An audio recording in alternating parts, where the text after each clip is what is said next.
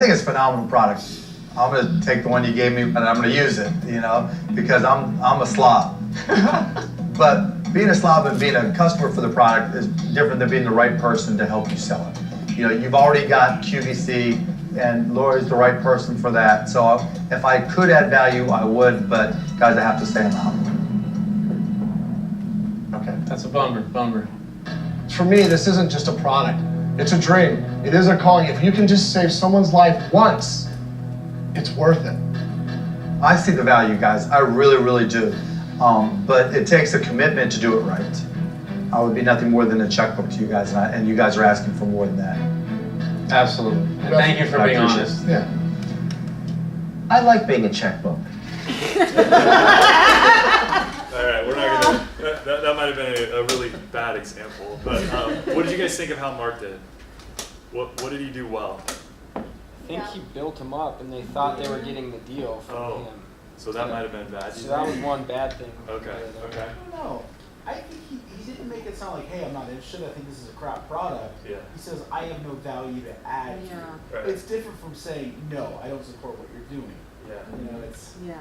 I actually like that too. He didn't make it. Hey, I don't like. He didn't minimize their abilities or what they had, but he just said, hey, this isn't. It's kind of that. Here's the issue. It's over here. He validated them, so that was really good. But Yeah. maybe if you would have done things in reverse order Okay. and started with, I'm going to have to be out because I can't add value, but you guys are great. Rather than you guys are amazing, this is a great product, but never mind. I'm not going to. Well, I kind of like that because I feel like this is Mark Cuban, right? Yeah. And he's pitching, and right now Mark Cuban's here and they're here. Yeah. But what he did was he made them here and him here, and he made them so like he pitched them up so high.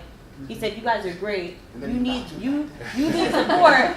I can't give you what you want." I feel like he ever knocked him down, guys. Yeah. I don't think he ever did. It wasn't No. totally bad news because there were still other people that could get there. Yeah. Yeah, He was that's what taking him off. he one of the Ten Commandments, he offered a solution. He said, Lori over here will be a good fit. Yeah, they got the And deal. they got, do Yeah. you know how this out came out? How that happened?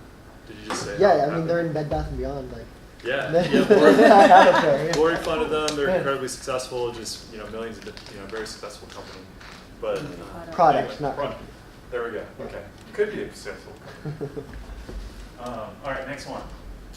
Okay, so this is a little bit of a different example. So this is all a situation that you guys know about, where there was the BP oil spill in the Gulf.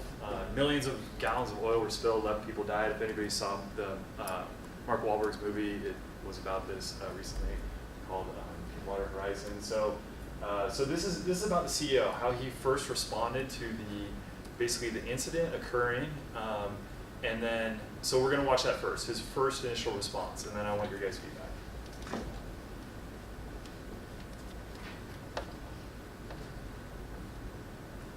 I think the environmental impact of this disaster is likely to have been very, very modest.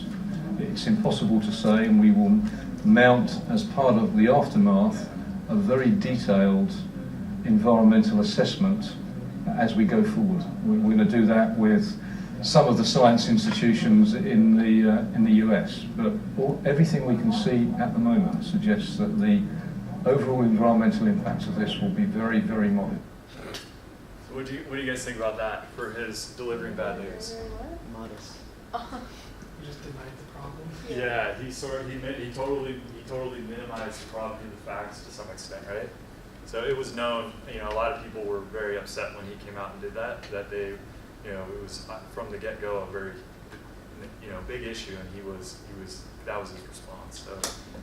So then after that, his next kind of public statement, we're going to watch kind of how he followed that up, and I want you guys to see if you think he did any better here.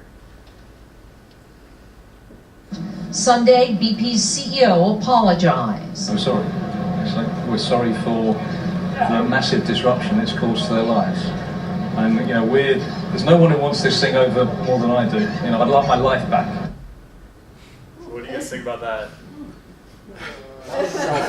Pretty bad, right? Pretty bad. It was sort of like an apology, but not really, right? It's off to a good start. Yeah, it's going in a good We direction. really care about you because of me. because I'm this, you know, rich CEO, thousands of miles away, and there's people that have died and have their, you know, their lives have forever changed. That was a big soundbite when that came out. When you said VP, that was my first thought. I just want my life Oh, back. yeah. Everyone took that out of context. Yeah. CEO. So no, he was fired 2 Yeah, weeks okay. after this. Yeah, he was fired. So Sure, no yeah, surprise I don't there. care. Yeah. So no surprise there, right? So yeah, really, really terrible job. So for, you know, obviously a lot of reasons. Okay, so we're gonna do one more example here. What would have been? What's that? If you were that guy. Yeah, what would with you the do? camera That's a in your good face, question. What would you do? What could you do?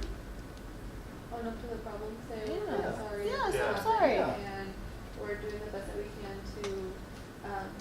to do preventive or like, not preventive, like to fix the issue and make this better again. Yeah. Yeah. Me and my aides will not leave this spot until we have this issue resolved. I mean, Yeah. commitment. Even kind of Yeah. standing up, he was kind of hunched over, like he was kind of Yeah. standing up and being serious, like he took it serious. Yeah, Yeah. for sure. We just like don't live in a time where you can just say something and people won't question it either. And so the fact, like, yeah, I think you have to be you have to at least appear genuine and appear honest, because Yeah. people will find out the real story. So Yeah. you look like a jerk. Yeah, for sure. Do you have anything to add to that, John? With the No, that's what you gotta do, and I hope you're never in that situation, but some of you will be, and you just don't entirely. I thought, in our scenario down here, we're not gonna be on kind of, just say, we're not there, and you make, right out of the gate, you own it as bad as it can be and make it worse, because it's all gonna be compared to that point. And, or hesitating, or, think it's minimal, then it just gets worse and worse. You say, there's oil out there, you don't know what the ramifications are, but they might be really bad. And we're trying to figure that out. We've got crews going, and we are staying here. If it's really bad, we're gonna make it right for people. Don't know what that means right now, but we're on it. I read their financial statements in the class, and they only have 1 year of losses from that. for just 1 year. 1 year? So it wasn't about the money; it was the reputation. That Were the fines in that year, or were the fines? the gonna fines be were later? in estimates for that year. And Gotcha. And then they So they rolled up. Yeah. Gotcha. I think it's biggest fine for an environmental disaster in U.S. Yeah, history. that was like 200 million. Yeah. Something like that. Yeah. Cool. Okay, so the next example. So this is a real doctor example that we're going to finish up with. So as Drew mentioned, to start this off with, doctors, you know, they have the unfortunate task of delivering really bad news to patients sometimes. So this is a real reality show, and it's an example of where a patient's wife is just not getting the fact that her husband's probably not going to be able to go home. They're still, prior to this scene, they're talking about how they're going to go fishing, how they're going to go travel more. And so this specialist is tasked with the unfortunate job of having to come in and really deliver the bad news that the life as they've known is no longer. About goals of care and when Dr. Savaji came down to the ICU to meet them, I said, you've got a lot of work to do. She said, I know. that it was really important to take his wife aside and talk about what I was seeing. Hi. How are you? Let's not answer a question like that.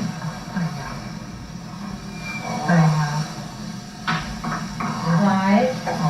Good morning. It's been like this.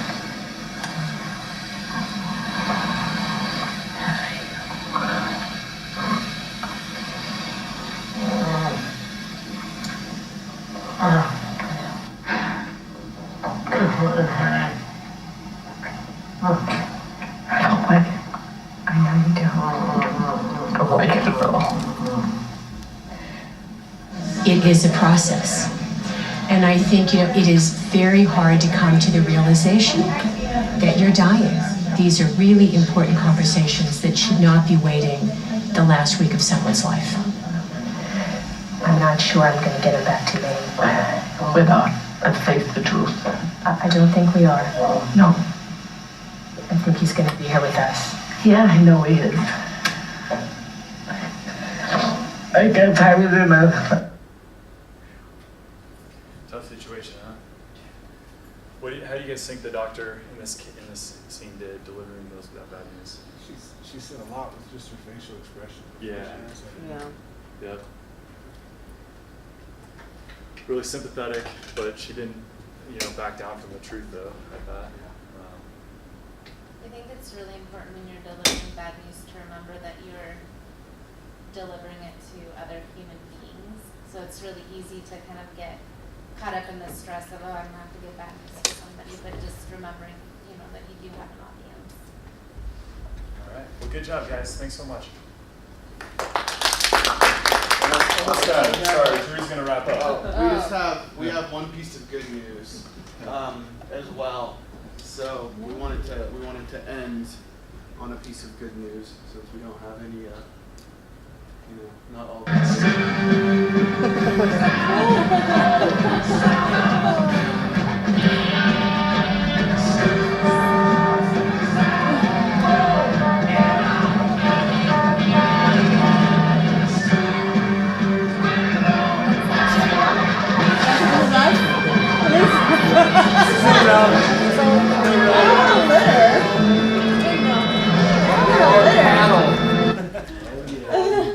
Going paddling. Going in. Drew, your phone? Oh, yeah.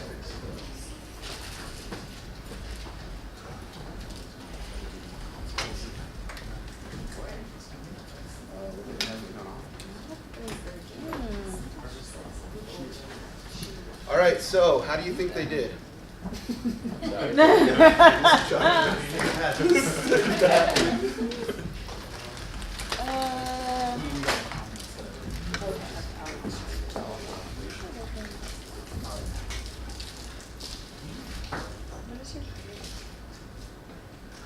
There's an interesting dimension in the second to last scenario you gave us. And this is I've spent 10 years in the hospice field and worked a lot on end-of-life issues and how do you get conversations happening in advance.